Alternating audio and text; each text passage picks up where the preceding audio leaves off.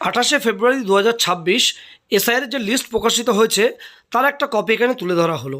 দেখুন, গোল করে কালো রঙের গোল করে দেখিয়েছি আন্ডার অ্যাডজুডিকেটেড, আর এখানে লাল রং দিয়ে দেখানো হয়েছে যে ডিলিটেড। যাদের ডিলিটেড লেখা আছে তারা কিন্তু আর কখনো এই বছর অন্তত ভোট দিতে পারবে না, তাদের নাম রিমুভ হয়ে গেছে। আর যাদের আন্ডার অ্যাডজুডিকেটেড লেখা আছে সেই সকল ব্যক্তির এই ভোটারগুলো স্ক্রুটিনির মধ্যে আছে। বিচারপতিরা, মাননীয় বিচারপতিরা এগুলোকে পরীক্ষা নিরীক্ষা করছে কোনো ডকুমেন্টসের সমস্যা আছে কি না।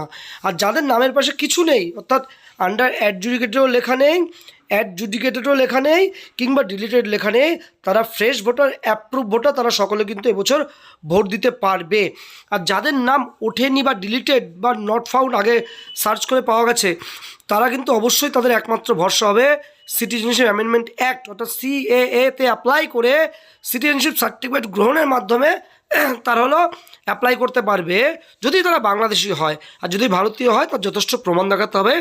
তাই সিটিজেনশিপ সার্টিফিকেটের কতটা গুরুত্ব এইবার আপনারা বুঝতে পারবেন যে ভারত সরকার এই সিটিজেনশিপ সার্টিফিকেটের কত গুরুত্ব। আপনারা 6 নম্বর ফর্ম ফিল আপ করবেন, যাদের নাম কেটে গেছে 6 নম্বর ফর্ম ফিল আপ করবেন। যারা আন্ডার অ্যাডজুডিকেটেড আছে তাদের এখনও ওয়েট করতে হবে ভাগ্য নির্ধারণের জন্য। 6 নম্বর ফর্ম ফিল আপ করার মাধ্যমে অনলাইনে ফর্ম ফিল আপ করবেন, নতুন করে আপনাদের নাম উঠবে। যাদের সিটিজেনশিপ সার্টিফিকেট আছে তাদের খুব সহজেই কিন্তু নাম উঠে যাবে, এটুকু বলতে পারি। আমি একজন সিটিজেনশিপ সার্টিফিকেট বিভিন্ন মানুষকে, বিভিন্ন ব্যক্তিদের সাহায্য করেছি, সেই ক্ষেত্রে বলতে পারি যে এর কতটা দাম আছে বা এর কতটা গুরুত্ব আছে।